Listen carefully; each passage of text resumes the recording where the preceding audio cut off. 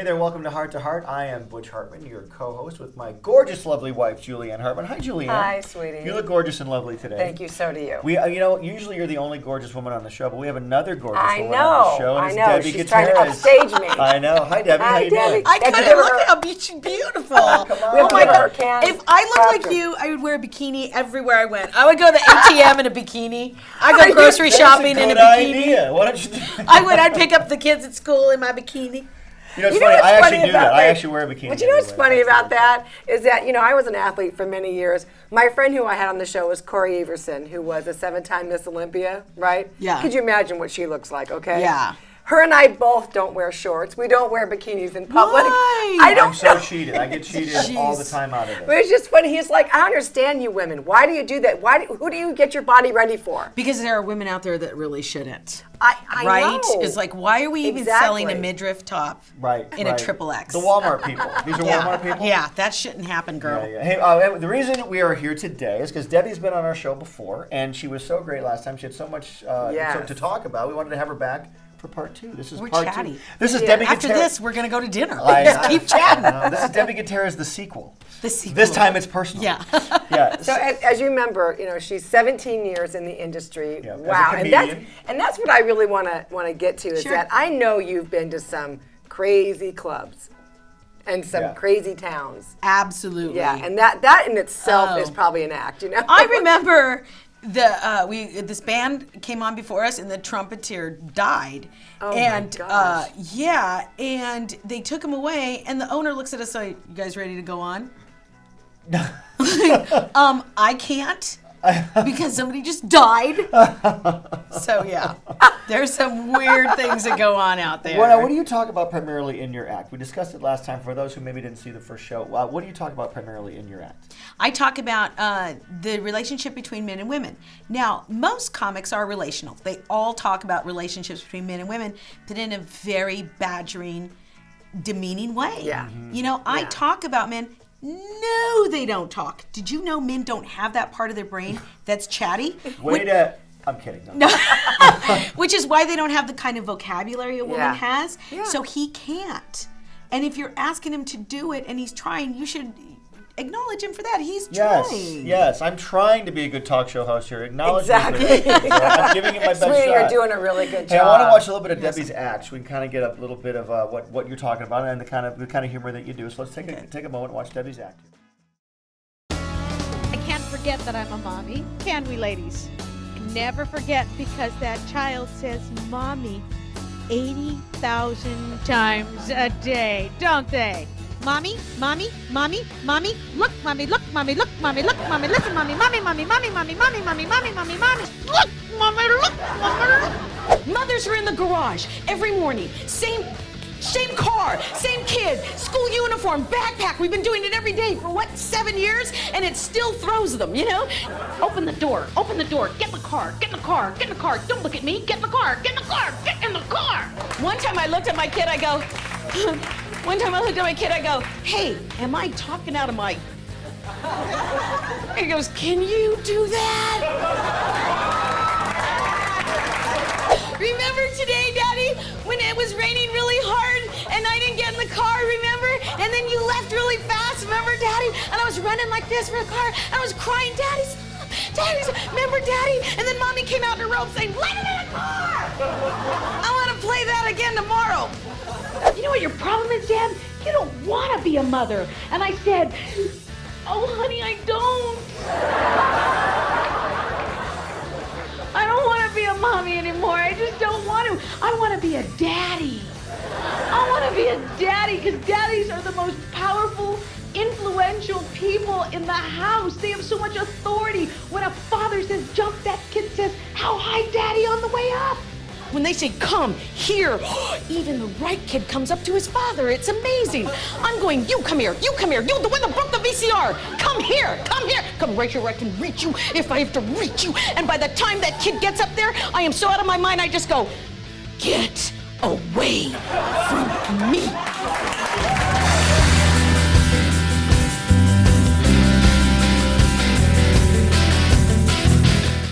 That was really cool. Yeah. I mean, It touches on so many different levels. You know, a couple quick stories. I had one woman, and this all happened after my pastor said, pray before your show.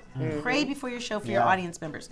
And this woman came up to me and she said, we went to marriage counseling tonight, and it was at a point where, you know, where the marriage counselor just stops it, and they're both angry at each other. But the clock's run out, your session's over. And the marriage counselor said, go do something fun. Go do something fun. So they went downtown Sacramento where there's a lot of restaurants. She said, we went to eat, and then we caught your comedy show. She said, I'm going to go back home and read every card he's ever given me. Because I talk in my act about how men will give their wives a beautiful card, Valentine's Day usually. And then he writes, love, Butch. Right? And I said, but you know what you didn't see? You didn't see Butch with Tom and John and Phil looking at every card on that rack going, now this is her. This is my girl. This is what she means to me. I could never say it. I am such an oaf. I could never come up with this. That's right. And so, you know, that happened. I went, wow, that really touched her. And then I had one guy come up. There's always drunks. Always drunks. I'm drunk right now. Yeah. Completely smashed. Go there ahead. you go. And so he was real drunk, and he was with a group of drunk friends. And he said, dude, your act made me sad. And I said, why would it make you sad? He goes, all that stuff you said about dads. Because I'm a dad, man. And I don't do that. He said, I don't do that. He goes, look at me. I have an 8-year-old daughter at home. She can't count on me, man. She can't count on me like those guys you were talking about. And then his drunk friends took him away. You know, and I went to church on Sunday and I told my pastor, I go, Pastor Chris, I didn't have the words. I didn't know what to say to close the deal. I didn't know how to help him. And he said, you did. You're planting those seeds. So these jokes that are so funny and sometimes are a little blue and we get real raw and they're touching people in ways that make them accountable to themselves. You know, sometimes you got to meet them where they're at. I've heard that before. You know? Yeah. And because if you put yourself off to be this, you know, I'm a Christian and everything is perfect in my life. Scare them away. Well, then the person's going to say, well, then you can't help me. Right. Because I'm looking for someone that's real, that can give me real advice. That's why they have former drug addicts counsel drug addicts, because they've been there, they know. And a lot of comedians, like, the great thing about you is you're kind of, I read a lot of comic books, you're using your power for good. Because like a lot of comics, when you get up on that stage, even if the stage is 6 inches off the ground, you're able to, you're at a level higher than the audience, you can speak to this. So you have a platform to speak to people. And it's your choice whether you use that platform to speak for good or for bad. There's a lot of comics out there who they're just full of hate and full of bile and full of anger and rage. And there's some like you who want to help and who want to give a message of You're like an information comedian. Yeah, especially women. There are a lot of women that are bitter because the road is hard. The road is terribly hard for a woman, and you're working in a man's world, and they really have to sell you as a funny person just because you're a woman. So they get on that stage and they're bitter. They're really bitter. And they're trying to command it, you know, through, I'm going to F everything, and because you know what, that's what I did. Yeah. And we told you the last show that, you know, Butch and I met doing stand-up, and my whole, you know, back then this was Julianne before, but my whole act was how nasty I could be. Julianne 1.0. It was Julianne 1.0. This is 2.0. Yeah. And so it was, and it was trying to keep up and trying to, you know, be up there and be on the same level as a man. And it's just, and all that did was make me bitter. The difference in her ever since, you know, God's come into our life. Both of us had very, you know, our language was very blue. We were very, very dirty mouth, you might want to say. And nowadays, with you especially, the way she used to talk compared to the way she talks now, even hearing a curse word really like bothers me. It really hurts me. Really kind of it does. It's not like I get offensive, but it hurts me or inside. when it's well placed. Because it's not just the word, it's the what's behind the word. Yeah. And that's what I teach my kids all the time. It's like, what's the word? Who made that word up, the F word? Yeah. Who made that up? But it's the intention behind the word. Right. And it's like, I want to really hurt you inside your soul, you know? Yeah. And it's not just, you know. And there's a lot of name-calling words. I mean, everybody focuses on the F word in comedy.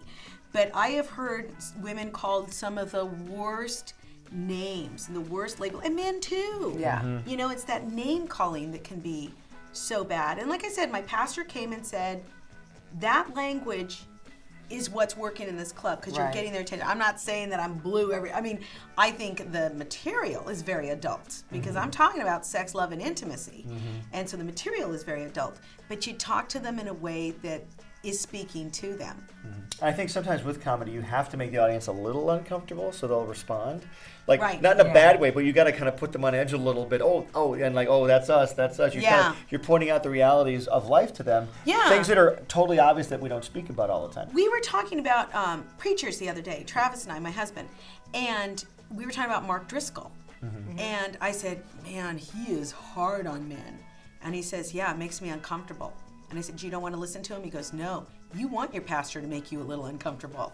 Yeah. You want to feel that you need to have some accountability. Well, it's conviction. You're like, it's conviction. Because the ones that aren't going to feel that same conviction. Right. I mean, the ones that are doing whatever it is, the right thing. Everything's great. Yeah. As a comedian, can you give us like an example of maybe one of your toughest audiences, like an audience that was really hard to reach? Was there a time where you had a hard time, difficult time? This is going to surprise you because it's men that are the best audiences. And when club owners hear my act, they change the radio station and put me on hard rock radio to push the show and sports radio.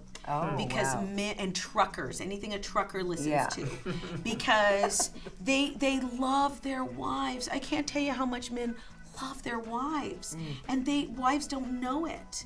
They don't realize it. So men are the easiest, and I have to say, a room full of women can be the hardest. They can be just the hardest. Very and usually judgmental. Very judgmental. And you've got two or three women. You sit over here. I'll sit over by her now. There's been 2 or 3 women that are, that have produced that show, or if it's a school event, these moms have micromanaged down to the last minute. Yeah. And they don't want to hear some of this stuff. Well, I mean, who wants to know that they're not making their husbands have the best life. Right. I don't want to go too much into your act because I know that, we have to watch it. You have to go online and watch it or go see her in a show. It's all about feeding him and making him happy when the time counts. Yeah. You do those 2 things. And I tell him just those 2 things. Feed him, make him happy when he's feeling romantic. Those 2 things. He'll do anything for you. Yeah, and maybe he'll do anything. And maybe even only one of them sometimes is all you need. Even the 2's too much sometimes. You know what I'm saying? And so sweet. Or both at the same time would be nice too. Right. Oh, and the food thing. They'll eat corn dogs 6 nights in a row. Corn dogs again. All right. I like me a corn dog, girl. They don't care if it comes out of a bucket, out of a box, out of a carton. They'll eat it. She's giving all my dirty secrets are coming out of the show. Well, we beat ourselves up. Women beat ourselves up. Like, I made pork last night. Now I'm gonna make chicken tonight, and then I'm gonna make this. Feed him. So easy. That's why there's more women's aisles in the grocery store than there are men's aisles. Men should just have, like water and food. That's all. That's all. What's funny is that my mom is living with us, and so she's been making these really great meals and stuff. And what he really loves is Taco Thursday. Taco Thursday. He's probably at work going Taco Thursday. No, Taco Thursday. He never asks what's for dinner, but he'll yesterday. Because today is Friday, but yesterday he goes, "Sweetie, is today Taco Thursday?" Yeah. I'm like, that is the easiest thing I could ever make. It's exciting. Yeah. I get to build a taco. I get to build it. That's such a man thing. Yeah. I'm building my own food. That's tell you that the only thing he does, Phil. Actually. That's funny. Now, did you start off doing your comedy about marriage and about relationships and things like that, or were you just a generic comic at first? I took a comedy class, and as a teacher, teachers can be well taught, and I took notes, and I knew to speak about what you know. Speak about what you know, and all I had were babies. And I would go to the park with my girlfriend Donna, and the babies would be out playing, and we would have coffee and egg burritos, and I'm like, what is funny about babies? And we would just commiserate, and I would take that commiseration on stage, and there were women that locked in going, you're right. I have peanut butter on my butt all day long. Mommy, and they're right there like a parrot on a pirate's shoulder. And then you know what happened? And then they don't care that you're driving. Turn around, look at me. Close your eyes, look at me. I have an idea. Want to know my idea? And then, I talked about how some women, their fantasy is of being dead. oh, when I'm dead, I'm gonna look good, and I'll have my makeup, and someone's gonna do my hair, and pretty flowers. It's gonna be great. Oh, yeah. I'll look fantastic. A little rest. Well, Debbie, once again, I hate to do this. We have to wrap up our show. How much fun is this? This is very We just fun. have a month of Debi Gutierrez. I think we should. We should do a whole Gutierrez All month. Debbie, and all day. Topped off by Taco Thursday. Exactly. Taco Thursday. How There we easy go. is that? Okay, we're going to close. We normally have a foundation scripture for Yes. our Well, I'm show. sure she has another one that Do you have not another just one? the I can do all things through Christ who strengthens me, but I'm sure you have another one. It may be rolling around somewhere in your. You know what? It's funny because sometimes it's just segments of a verse, like husbands are the head of a home. Yes. It wasn't a commandment; they are. Mm-hmm. And if you read that scripture and you continue to read it, we are authoritative over our own bodies. Mm-hmm. You know, there's so much that I think people assume about Christians, that we're these subservient women Right. to men that are going to make any kind of, decision that he wants to. But if you continue to read that scripture in Corinthians, it goes on to instruct a man how to take care of her. Husbands, love your wives as Christ so loved Love the church. And what did Christ do for the church? He had his body broken and shredded and defended her to his death.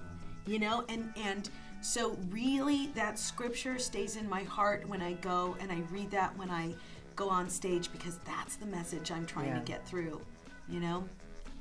Yeah, no, I've said that a couple times.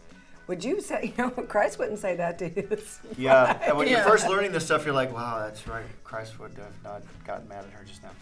Right. Christ wouldn't yell at her for not doing the dishes. Okay. No, but you know what, the submission thing, I know we got to go, but the submission thing, I had such a hard time with that. I was like, I am not submitting to a man. I wasn't raised like this. I don't do this. And you know what? The best thing I could have done was submit, because it wasn't mean that I was squashed down. Right. So anyway, we got to go, though. I know. Okay. We're going to wrap up. We'll talk next. We'll do Debbie part 3 with a special guest star, maybe. Anyway, from our heart to yours, this is Butch Hartman and Julianne and Debi Gutierrez. I have a heart too. I know, and saying thanks for watching, guys. We'll talk to you later.